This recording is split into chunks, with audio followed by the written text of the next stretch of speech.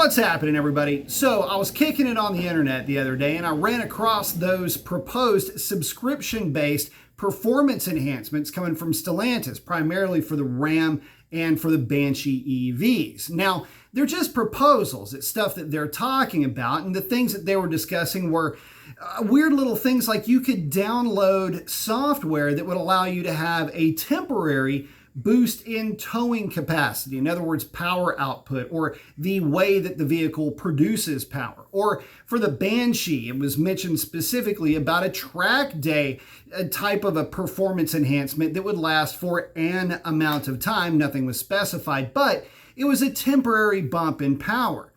And I found that to be kind of strange, especially when you consider that that's such a foreign concept to most car buyers. You don't think about performance upgrades unless we're talking about hardware, not necessarily software, although you could kind of think of tuning in the same respect. But I think you get where I'm coming with this.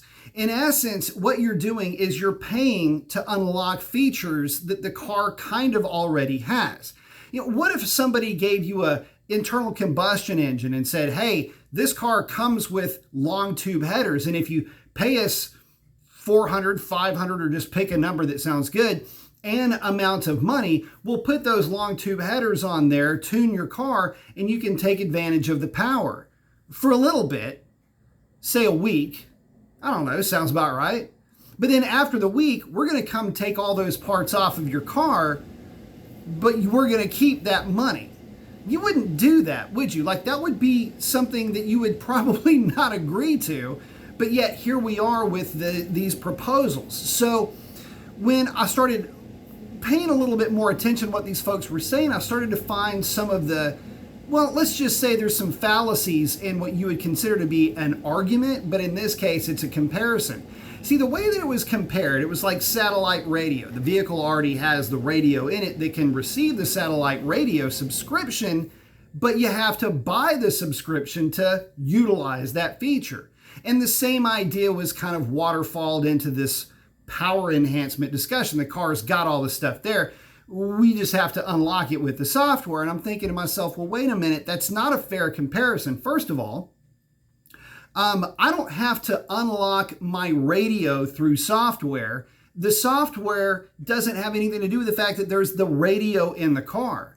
What I'm really unlocking is the service. And the service that I'm getting, the satellite radio is what we're talking about right now, that service has to pay for royalties for the artists that they play on their channels.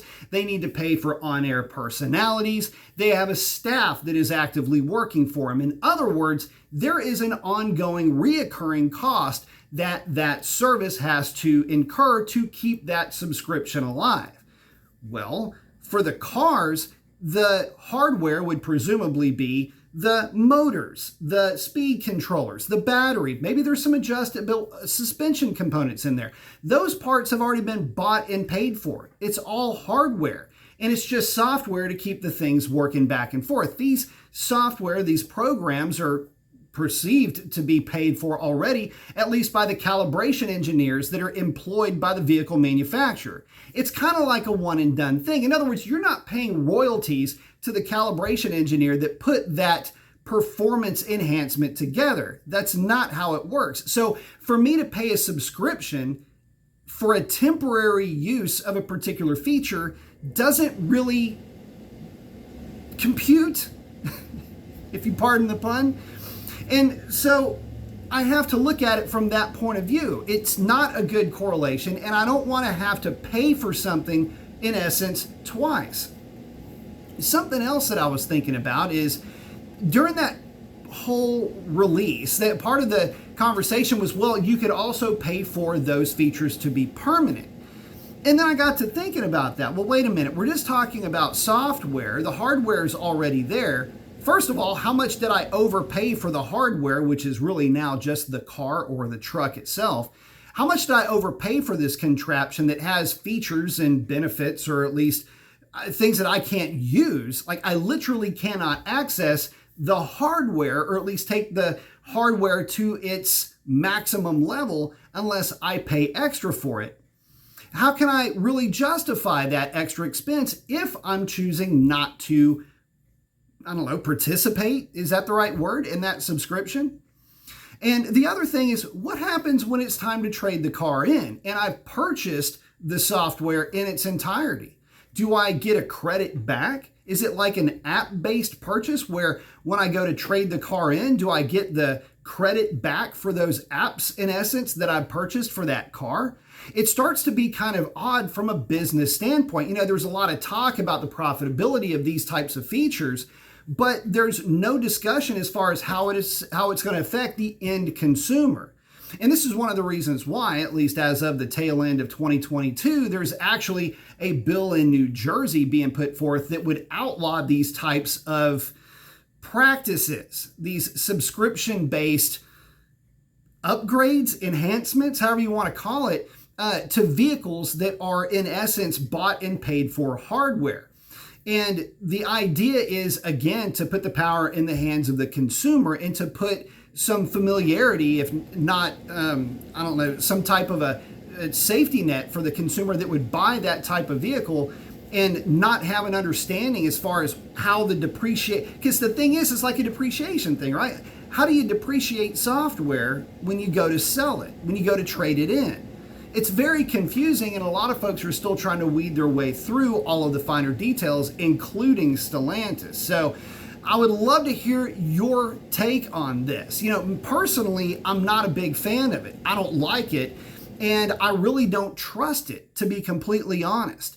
I don't like the idea that I would be spending money for a piece of hardware, again, namely the vehicle, only to have it not be able to perform at its peak unless I go out and then buy more software. There's several other arguments and directions that you could take this into, and I would love to hear where you guys would like to take this discussion. Do you see it as kind of the wave of the future, where you just have a singular component that you upgrade through software because that's the sign of the times that we're in? Do you feel like this is a bit of an invasion of your wallet, of your pocketbook? In essence, a bit of a fleecing, having you purchase something that is not really altogether as good as it could have been, considering the amount of money that you're spending. Also, during that conversation, just kind of as a sidebar, it was even admitted that if you bought the base product, you would probably be overpaying. That's not good for the consumer. In fact, that's rather anti-consumer, and I have a feeling that there are some entities that are out there that would not take too kindly to that. But getting back to the discussion, how do you feel like it would affect your ability to trade the car in or to sell it? And would you be willing to purchase a vehicle that had been upgraded and then subsequently downgraded? Would you want to be able to buy those performance enhancements and have them be permanent? And if so, how does that differentiate the car from the base model sitting right next to it? Lots of things to unpack with this. We're not altogether going to have all the answers to this because, again, we're so fresh and early into this type of business model.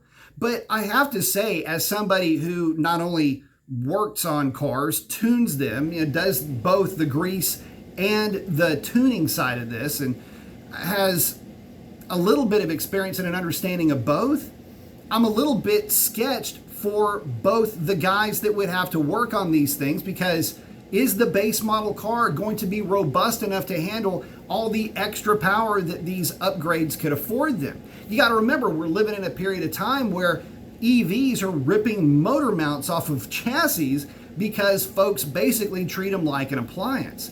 How robust is the base model going to be, and how will these upgrades affect the long-term durability of those vehicles? Taking it too far, or maybe the vehicle doesn't come well enough equipped? Again, lots to unpack, lots to discuss. We'll hit this topic on one of the next live shows. So until then, y'all have a great one, and that's a wrap. Adios.